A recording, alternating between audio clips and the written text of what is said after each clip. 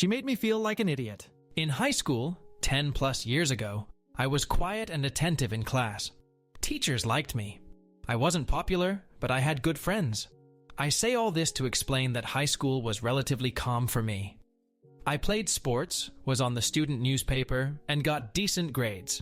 However, that all changed my second semester junior year. I've always been a voracious reader. My freshman English teacher recommended I move up to the honors English track, so I did for freshman, sophomore, and the first half of junior year. Then I was put into classical literature my second semester junior year. I've always loved Greek and Roman stories, and had already read your typical high school classical reading list on my own.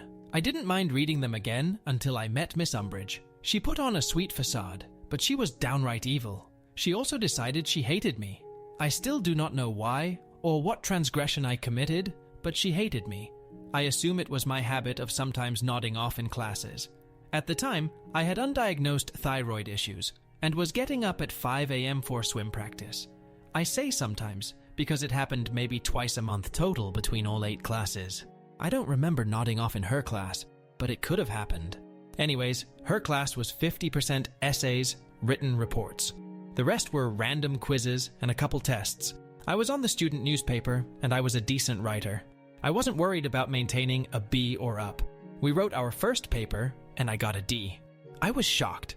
The only class I struggled in was chemistry, and still my lowest assignment grade was a C. After class, I asked Miss Umbridge what I did wrong, because her notes were minimal. She told me my assessment of the material was uninspired. Okay. Can you direct me to an example of an inspired assessment? Come back during study hall. Thinking she'd have some example materials for me to review, I got a pass to see her during study hall. Nope. She spent the full hour basically telling me I was an idiot. I remember leaving and crying because she didn't tell me anything constructive. My friend, the eventual valedictorian, offered to help me on my next paper. My friend and I spent hours on my next paper. She never got below an 8 on anything. I got another D. My friend was furious. She took it to her AP English teacher and asked him to review it. She said she was entering a writing competition and wanted advice. He said it was great. Her typical A+ work. My friend, quicker on the uptake, asked me for a copy of my original assignment. She asked her AP English teacher to look it over too, and he said she should enter the first one. This one was still good. He'd probably give it an A, but the other paper was better. My friend was convinced Miss Umbridge was treating me unfairly for some reason, and she must not like me. My friend wanted me to tell my parents or my school counselor. A teacher didn't like me? That had never happened. Sure, they didn't all love me, but none had actively disliked me. I decided I'd try one more time, but this time, get Miss Umbridge to help me. Despite the previous horrors of spending study hall with Miss Umbridge, I went to her office during study hall 3 times before the next paper was due. She reviewed the paper and gave me tips on revising it each time. She did this in red pen. I took notes. By the time the next paper was due, I had 3 revised versions with her notes in red ink on each one. I got a D+.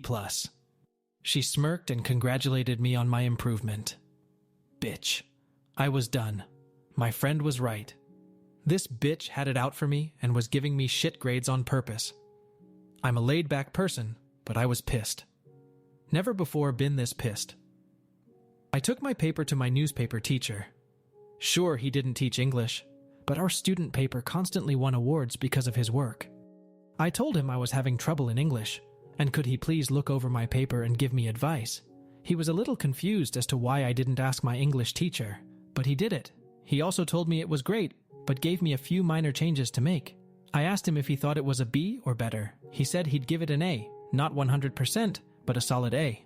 I went to my friend, and we brainstormed. I couldn't request a drop ad. This wasn't college. You just don't switch classes at my high school, unless the teacher recommends an honor placement. That's not true, said my friend. The football and basketball guys get moved to easier classes all the time to keep their grades up, so they are eligible for games. The athletics director was a friend of my dad, so I requested a meeting with him and my swim coach after school one day. I told them I was in danger of losing my eligibility to swim because I was pulling a D in a class. I wanted to move classes, but I knew I'd need approval from administration, which I wouldn't get without a good reason. They asked if I had requested help, I explained I had asked for help from multiple people, but my grade wasn't improving. I didn't know what to do. They asked to see my papers. I sat while they read them. They both looked at me confused. Neither of them could understand how those papers were worth only a D. The student VP was brought in. He asked who helped me. I explained my friend. He knew who she was, again, future valedictorian, and she had even asked her AP English teacher to look it over for advice. I had also asked my newspaper teacher to help me. Student VP asked if I had ever actually asked my teacher for help. I smiled and handed him the 3 revised versions of paper number 3 with Miss Umbridge's red ink all over them. He frowned. AP English teacher and my newspaper teacher were pulled into the meeting. They were each asked to grade the papers. All 3 papers got an OR or better.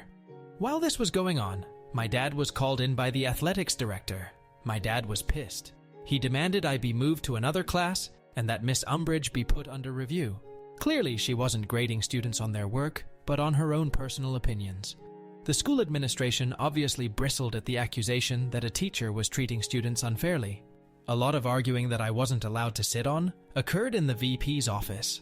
I could hear plenty of yelling as 6 adult men argued over the appropriate next steps. It was decided that myself, my dad, VP, and athletics director would have a meeting with Miss Umbridge.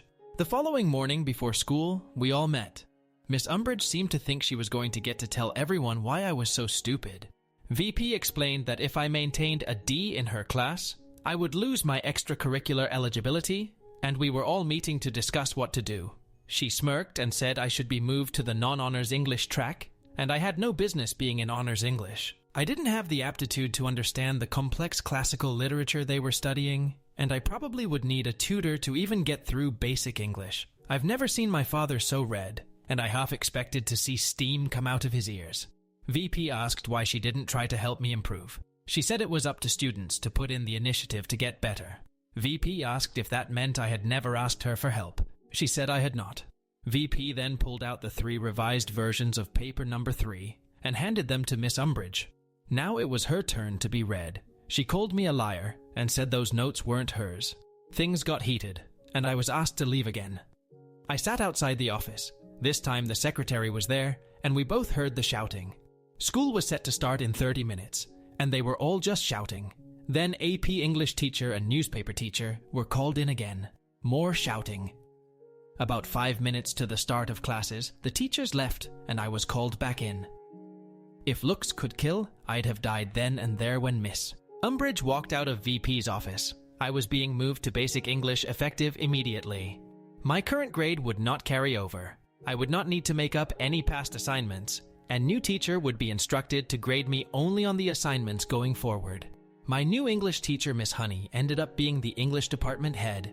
She was at least 65 and had been doing this for decades. After 2.5 years of honors English, this class was easier than PE. I barely had to try to get an A, but I refused to let Miss Honey think Miss Umbridge had been right. I tried harder in that class than any other class that semester. I finished projects so quickly that I was asked to tutor a girl struggling in the class. I spent half the class period just helping this girl understand the material. I helped her go from a C to a B+. I got something like 104% in the class. At the end of the semester, Miss Honey called me into her office during study hall. She was recommending I return to honors English for senior year. I must have looked panicked because she assured me Miss Umbridge would not be my teacher. In fact, she would not be anyone's teacher. She was leaving at the end of the school year. Miss Umbridge was only in her late 20s and unmarried, too early to retire.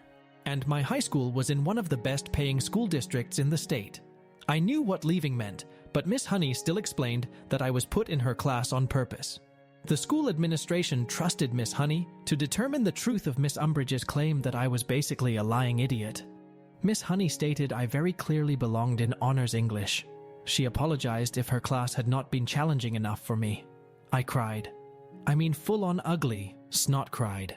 I didn't realize it, but part of me had actually believed Miss Umbridge up until that moment. Miss Honey hugged me and consoled me. I spent senior year in honors English and spent my study hall tutoring Miss Honey's struggling students. To this day, I think about that awful woman fairly regularly.